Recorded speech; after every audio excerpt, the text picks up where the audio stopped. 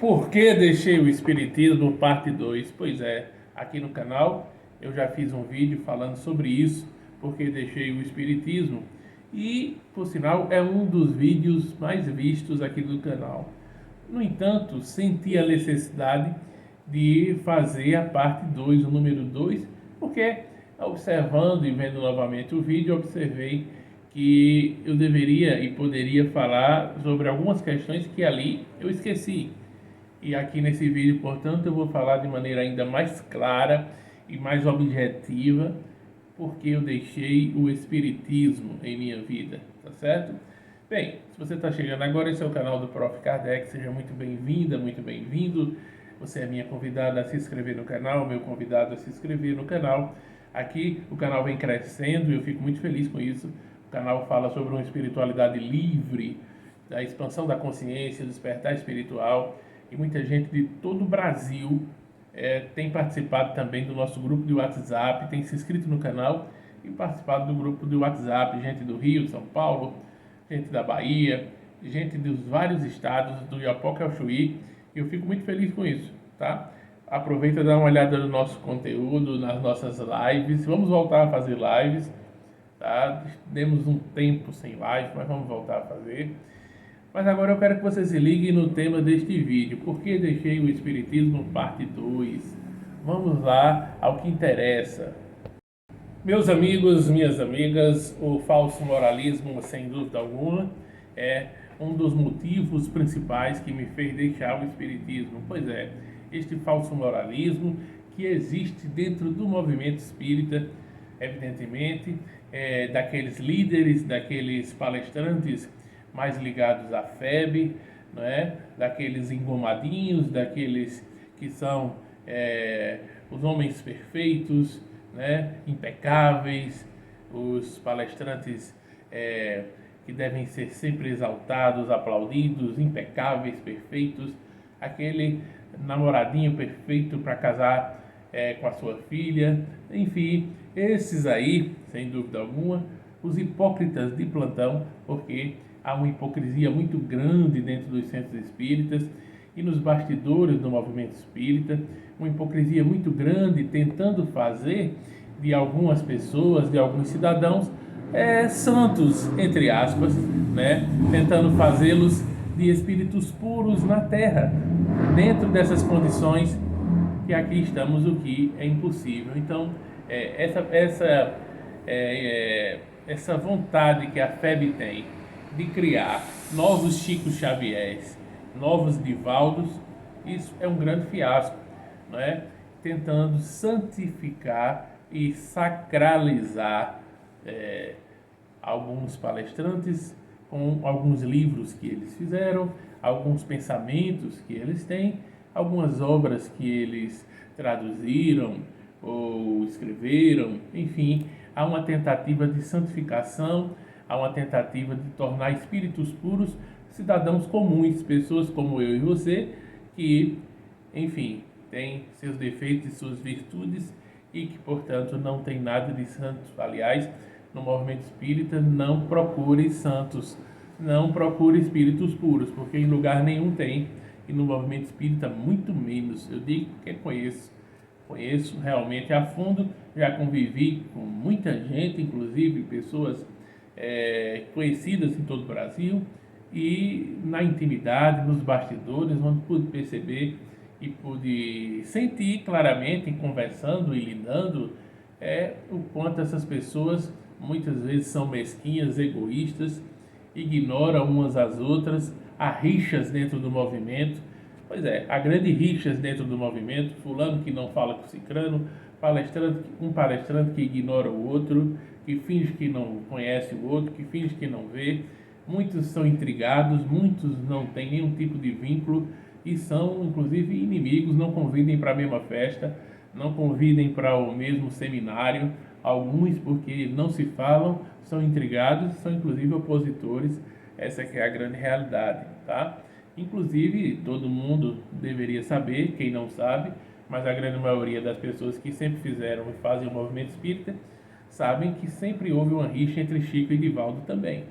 Isso não é colocado muito à tona, porque sempre há aquela ideia de santificação desses dois médiuns, que têm, logicamente, seus grandes serviços prestados, que devem ser respeitados, só que também não são espíritos puros, também não são santos. É importante dizer isso.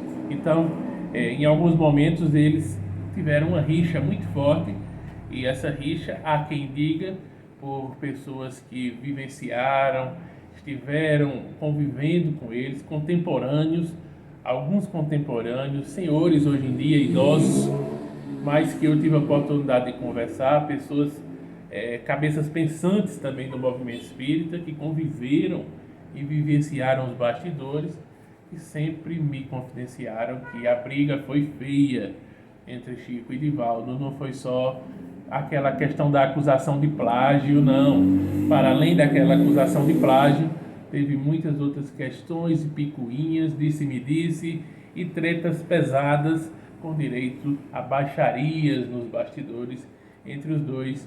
E é importante dizer isso, só para pontuar também, tá bom? Isso para aqueles que gostam de santificar médium, sobretudo, esses dois aí, tá bom? Bem, também eu deixei o espiritismo e o movimento espírita porque com esse falso moralismo, essa questão toda, a gente percebe uma falsa elevação moral. Essas pessoas todas que eu estou falando aqui, e a FEB faz questão de tentar exaltar de tempos em tempos alguns nomes que são aqueles palestrantes preferidos da FEB, que elas, a FEB divulga em demasia vídeos desses palestrantes, e esses vídeos são compartilhados, e consequentemente esses palestrantes ficam mais conhecidos, mais famosos, o que traz para a vida particular deles, a vida profissional deles também, uma fama maior para eles obterem sucessos profissionais em suas profissões.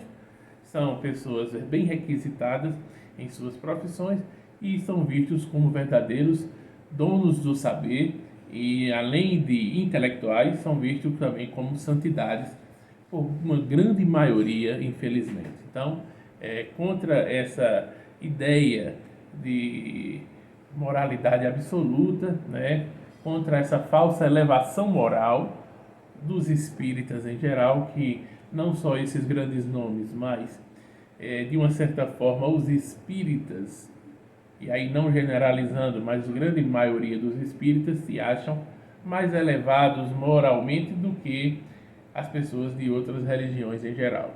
Os espíritas têm isso, têm essa coisa de se acharem mais elevados moralmente do que os católicos, os protestantes e tantos outros, todas as religiões. Eles se acham duas coisas: acham que tem uma elevação moral muito maior e acham que tem também uma capacidade de intelectualidade muito maior. Eles se acham intelectuais, conhecedores de todas as coisas, e os outros não são. Então isso também existe, isso também causa uma abominação. A pessoa acaba fugindo, saindo também do movimento espírita, porque percebe muita arrogância, muita prepotência nessa parte de querer ser os donos do saber, os donos dos maiores intelectuais, os maiores conhecedores de espiritualidade que pode existir na face da Terra, o que é um grande engano, até porque a doutrina espírita direcionou-se para o Ocidente e foi trazida por espíritos cristãos católicos, não é? Desencarnados, que serviram as bases da Igreja Católica. 99% desses espíritos, do espírito de verdade, eram espíritos igrejistas, católicos, e trouxeram as reflexões e a codificação com base para o Ocidente, para os cristãos do Ocidente. Portanto, o próprio Livro dos Espíritos e a codificação espírita não representa absolutamente nada para o Oriente, não significa absolutamente nada para uma pessoa do Egito, da Arábia Saudita, para uma pessoa de Israel, para uma pessoa, inclusive para os próprios franceses, não é? Onde o espiritismo na própria França foi um grande fiasco. Aliás, o espiritismo só vingou no Brasil, apenas no Brasil, ser um país diferenciado, de dimensões continentais, onde aqui também esse espiritismo tornou-se vários espiritismos, porque várias formas de se fazer esse espiritismo foram adotadas no Brasil e a gente sabe disso, predominando a forma catolicizada, que é a que predomina e é a FEB que determina, é o espiritismo, entre aspas, oficial. É o da federação, é os que são ligados à federação e, portanto, são os engomadinhos e os perfeitinhos da federação. Mas, logicamente, que existem mais os que se chamam kardecistas, né? Ou que são mais ligados ao espiritismo de Kardec, e outras vertentes que misturam um pouco de tudo. Tem um espiritismo que é mais quase umbanda, tem um espiritismo para tudo quanto é gosto, ficou isso. E hoje em dia, e portanto, ficou uma grande mistura. Essa aqui é a grande realidade. Agora, o espiritismo oficial para os homens, entre aspas, de bem e da família é o da FEB, não é? Os que são os amigos de Chico Xavier, os mais ligados a Chico Xavier e Adivaldo, portanto, e toda essa turma aí, entendeu? Bem, então, essa falsa moralidade, esse falso moralismo, essa falsa elevação moral me fez deixar o espiritismo, porque principalmente nos bastidores eu convivi com muitos nomes, muitas pessoas e soube e vi muitas situações que não vale a pena nem dizer por aqui, tá bom? Bem, também, uma outra situação que eu percebo foi na questão da mediunidade, né? A gente percebe muito animismo nas comunicações, muito animismo, inclusive entre os médiuns mais famosos e requisitados, né? Claro que o animismo faz parte do processo mediúnico, mas a gente percebe um animismo exacerbado e muitas vezes também há quem diga, e aí não sou eu que digo, mas há quem diga que há também mistificações, inclusive entre médiuns famosos e que há inclusive teatros, dramaturgia em algumas falsas incorporações, falsas psicofonias, principalmente de médiuns famosos, de grandes expoentes, e isso realmente deixa dúvidas, porque a gente percebe, inclusive, que esses mentores catolicizados, o mentor de Chico foi o Emmanuel, que eu já faço críticas a ele, e também Joana de Ângeles, são um padre e uma freira que reproduzem pensamentos limitantes, crenças limitantes e ideias católicas, catolicizadas, que limitam e não que expandem consciência. Inclusive a série psicológica, que é tão exaltada, a série psicológica de Joana de Ângeles, nada mais é do que basicamente a psicologia analítica de Jung e a psicologia transpessoal. Então, também não traz nada de novo, de diferente. O pensamento que Joana de Ângeles traz na série psicológica, né, é, sem dúvida alguma, o pensamento junguiano, é a psicologia analítica, é a psicologia também transpessoal, tá? Bem, dito isto, vamos lá, para que o vídeo não fique muito grande. Afora aquelas ideias racistas, né, que há quem nega, mas que lá na codificação, sem dúvida alguma, Kardec e o comportamento e o padrão daquela época era um padrão racista. Claro que era uma conjuntura do momento, do contexto político, social daquela Europa, tá? Mas não é por isso que a gente vai deixar de dizer que Kardec teve comportamentos racistas, sim, e que existiam formas preconceituosas, visões preconceituosas na Revista Espírita, naqueles comentários, como tinha lá sobre os aborígenas, sobre misturas de incas com maias, com astecas. Era um balaio de gatos e coisas que, se a gente for colocar ponto a ponto da Revista Espírita, os comentários de Kardec, de Erasto, de São Luís, que era o presidente presidente espiritual da Sociedade Parisiense de Estudos Espíritas, a gente vai ver muitos erros, muitos enganos e muitas falácias. Essa aqui é a grande realidade. Muito bem. Uma outra situação que a gente percebe é um grande marasmo no movimento espírita atual. Mas não é de agora, já de alguns anos. O movimento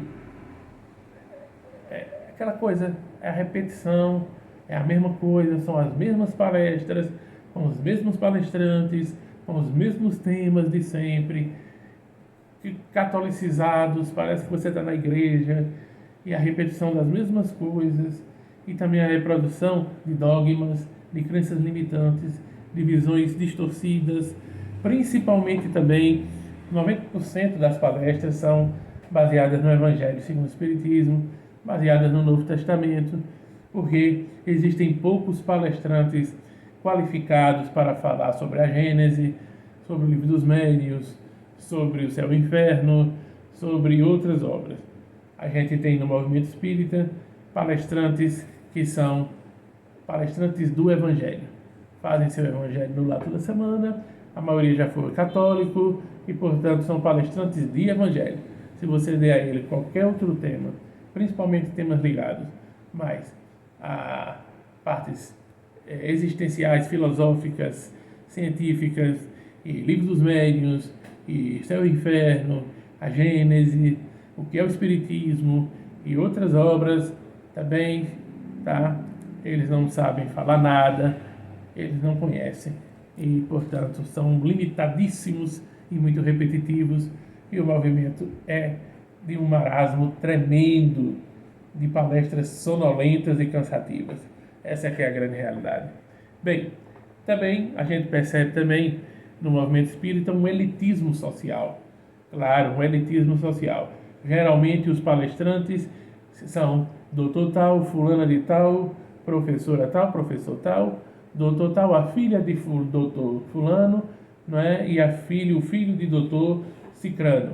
Ou seja, há uma perspectiva elitista, sim, dentro do movimento espírita. Tá? É um movimento que tem dentro do seu bojo, sim, um elitismo social que privilegia pessoas abastadas financeiramente, pessoas que têm famílias ricas, poderosas, conhecidas, de doutores, promotores, pessoas da área do direito, da medicina, pessoas que estão fazendo sua palestra não só por capacidade intelectual ou por oratória boa, mas sim porque tem seus títulos terrenos, o que é uma contradição com a ideia espírita, espiritualista, não é? Ou seja, a exacerbação de uma valorização dos títulos terrenos e colocam essas pessoas como os maiorais. E há esse elitismo social, sim, esses privilégios para os que têm mais dinheiro, inclusive privilégios de atendimento reservado, privilégios porque eles bancam os centros espíritas, também fazem doações, ajudam, contribuem, compram coisas para o centro, colaboram com o centro e, naturalmente, eles são colocados na primeira fila para os atendimentos, tratamentos espirituais, atendimentos fraternos e têm prioridades em relação ao povão, né? E são eles que podem falar, são eles que têm condições, entre aspas, de palestrar. Então, só palestra no centro espírita quem tem formação acadêmica e quem principalmente tem dinheiro, bala na agulha, porque quer ter o ego, o orgulho de se dizer que é um palestrante, uma palestrante espírita, e isso também traz benefícios para suas profissões, porque são vistos como bonzinhos, palestrantes, donos da moral e bons costumes, e isso acarreta também para eles conhecimento, passam a ficar mais conhecidos socialmente, credibilizados, e adquirem com isso boa reputação e atraem também pessoas que os procuram para suas profissões, etc. Isso a gente percebe. Bem, e o povão deve ficar só calado, ir para o tratamento, falar o mínimo possível, e não tem voz, não tem vez, e realmente o espaço é para quem tem geralmente dinheiro e quem socialmente está numa casta mais elevada, tá? E a gente percebe isso até entre os desencarnados, porque até hoje em dia o preto velho, o arquétipo do preto velho, do caboclo, do raizeiro, do curandeiro, é sempre mal visto nas comunicações, né? Sempre é importante que as comunicações sejam de loiros, dos olhos azuis, pessoas brancas, pessoas europeias, mas se for um índio, um caboclo, um preto velho, até hoje tem aquele arquétipo preconceituoso, não é? Onde se pensa que o conhecimento não pode estar com as pessoas que têm arquétipos mais simples. Isso também existe e também me afastou, é claro, do movimento. Para concluir, também mais duas situações. Um Deus impiedoso que é reproduzido também pelo movimento espírita, não só o Deus do Antigo Testamento, mas até no Novo Testamento. E na parte que está no Evangelho segundo o Espiritismo, há muito esse Deus ainda punitivo e castigador. Eu vou mostrar um pequeno exemplo disso numa leitura aqui, do Evangelho segundo o Espiritismo, no capítulo 3, que tem há muitas moradas na casa do Pai. Uma pequena parte que fala assim: mundos de expiações e de provas. Aí tem assim, ó. Por conta dos numerosos vícios a que se mostram inclinados as pessoas, todos nós, e pelo grande indício de grande imperfeição moral, todos nós, ou seja, pelos numerosos vícios a que se mostram inclinados, representam um indício de grande imperfeição moral, todos nós.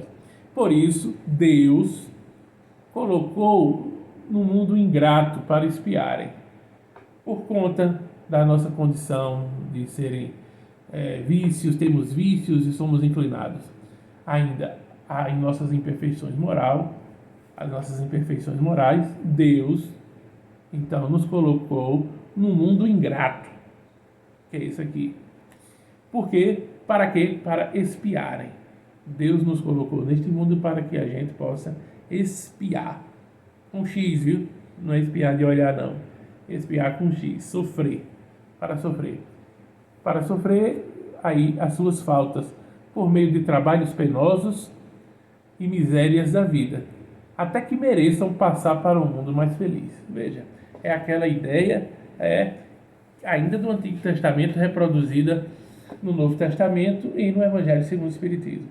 A ideia de um Deus castigador, de um Deus punitivo e de um Deus que não compreende que as nossas imperfeições morais, as nossas faltas e as nossas limitações são frutos da nossa ignorância.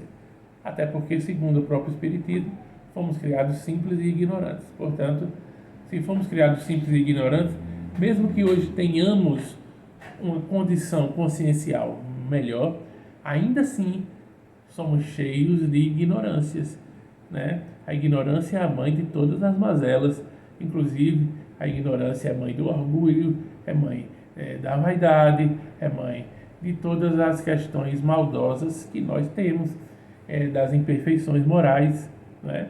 Portanto, um Deus que nós entendemos que é amor, no mínimo, que como a própria codificação diz que é a inteligência suprema e a causa primária de todas as coisas, nós compreendemos que esse Deus há de ser um Deus piedoso, há de ser um Deus compreensivo, amoroso, ao extremo que nós não sabemos nem mensurar esse amor.